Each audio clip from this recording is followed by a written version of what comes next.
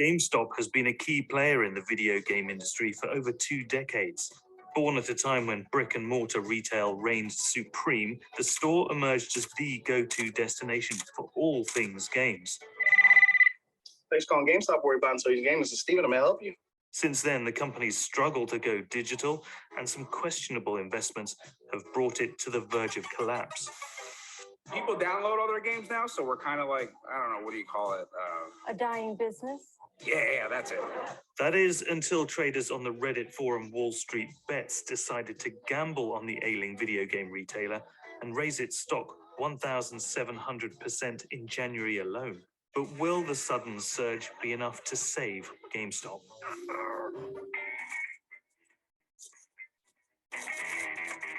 What started out as a software retailer called Babbage's Etc. in the 1980s had become a video game hub by the late 90s. And as the industry grew, the company established GameStop, a brand entirely dedicated to gaming. In this era of malls, the store thrived. It served as a cultural touchpoint before there was an internet, before there were forums or Reddit or whatever else to interact with other people who played games. GameStop became not only a place to buy the latest releases, but also to hang out with fellow gamers. It was a really important place for that, however brief, even if it was just like arguing with the clerk about the latest new games. How did you even know I'd be here? Oh, a guy at GameStop told me. Within a year, bookstore giant Barnes & Noble acquired Babbage's Etc. and Funko Inc.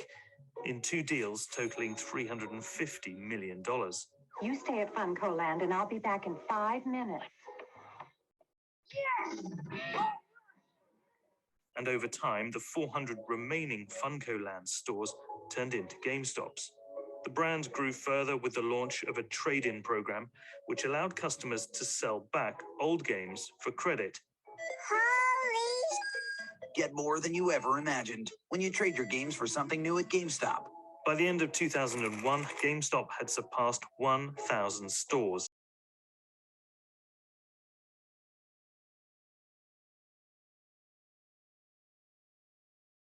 That was shortly after Sony and Microsoft had released the PS2 and the Xbox. The video game war heats up on Thursday when Microsoft's Xbox goes on sale in the US.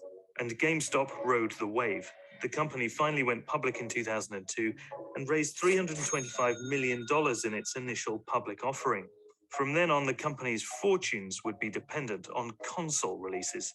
You can look at their stock across the last 20-something years and see the rises and fall with the launch of different game console generations. GameStop became an independent company in 2004 and used its newfound freedom to buy rival EB Games for $1.44 billion, officially making itself the biggest game store chain in the world. By 2005, the 2 businesses had over 4,400 locations worldwide. It makes choosing video games easier,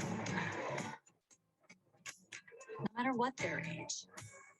Soon, stores began regularly hosting major events to coincide with new releases. Halo 3, for a lot of people, I think, is thought of as one of the biggest ones. There was so much hype, there were celebrities, and it was very exciting, and there's people lined up for days or weeks ahead of time. I have friends from out of town, and I want to show them a good time. But I'll probably end up getting sucked into the world of Halo and lose all my friends.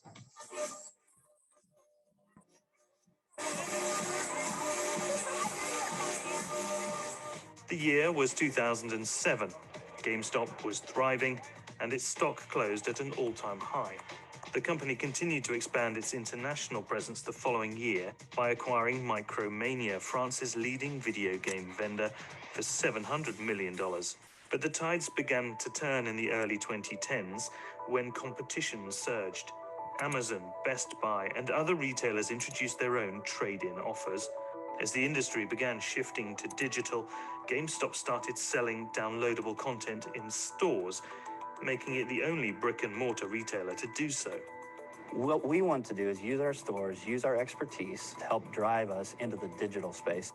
But those efforts fell flat as more game makers launched their own digital download services, removing GameStop as the middleman. People who like to play handheld games and don't really want to invest hundreds of dollars and hours into hardcore consoles are going to the internet, they're playing on their phones, they're playing on tablets. Online competition continued to grow when a developer called Zynga launched games like Farmville and Cityville directly on Facebook. GameStop investors saw them as a threat. Will Zynga do to GameStop what Netflix did to Blockbuster? Then in 2013, when the PlayStation 4 and Xbox One launched, with improved digital storefronts and faster download speeds, GameStop's strategy was exposed even further. It was like, oh, this is clearly the future is downloading this stuff. And GameStop didn't respond to that. Instead, it bought two new retail businesses, Spring Mobile and Simply Mac. The brick-and-mortar gaming retailer proving it's anything but an aging dinosaur, with big successes in the very lucrative mobile market now. But that soon became an expensive liability. Instead of investing in what would have been a good idea at the time, investing in digital services and having a digital platform, they instead invested in businesses that had really nothing to do with video games. The launch of the Nintendo Switch in 2017 wasn't enough to stop the fall of GameStop, which closed more than 150 locations that year alone.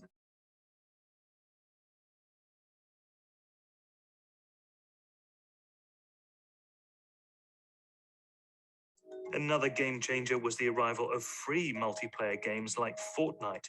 It amassed 125 million players in under a year, and GameStop could do little to monetize this phenomenon apart from the sale of headsets and controllers. It was clear the gaming market had moved away from malls, and GameStop's shares dropped to a low of $15.85 by the end of the fiscal year. The sale of Spring Mobile in 2018 failed to turn GameStop's fortunes around and instead left it drowning in debt. And after failing to find a private buyer, its stock price crashed. At this point, GameStop still had over 5,800 stores across 14 countries. By April 2019, the company announced a record-breaking net loss of $673 million.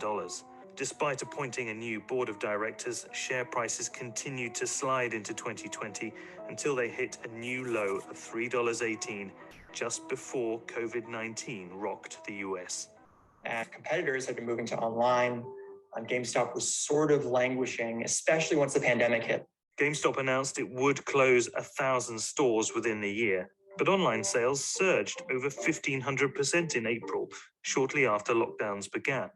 Because of just people being at home and playing way more games, and also 2 consoles launched last year. The highly anticipated release of the PlayStation 5 and Xbox Series X was the shot GameStop desperately needed. It had just come under fire for deeming itself an essential business and staying open amid the pandemic, reportedly telling employees to tape plastic bags to their hands as protection. By the fall, reports surfaced that the company's biggest individual investor, Ryan Cohen, the co-founder of Chewy, had ambitious plans to rival Amazon. He sent a letter to GameStop's board of directors saying, hey, I think this is a great company. I think it could be much, much better. Cohen's desire to move away from a brick-and-mortar retail model boosted stock prices, but soon the company's value would spiral out of anyone's control. In January, after a group of amateur traders on Reddit noticed that big institutional investors were betting on GameStop's stock price falling, known as a short sell, they started buying shares, encouraging others to do the same. The plan worked. Shares skyrocketed to an incredible $483. For them, that was a victory, and they've shown that they can beat Wall Street at its own game. But while investors may have made some quick money, GameStop itself wasn't able to benefit from the rally. The bubble soon burst, but then in late February, another trading frenzy saw share prices jump once again. Even monitoring Wall Street bets, it's hard to tell where people's heads are at as far as GameStop's long-term trajectory. But if they can pull off this turnaround, GameStop can be worth way more than it's worth right now. And maybe this can revitalize the company. GameStop still has nearly $500 million in debt and over 5,000 stores around the world. The company is hopeful that by hiring Amazon's Matt Francis as Chief Technology Officer, it may finally have a roadmap for survival in a digital world. Upgrading rocks!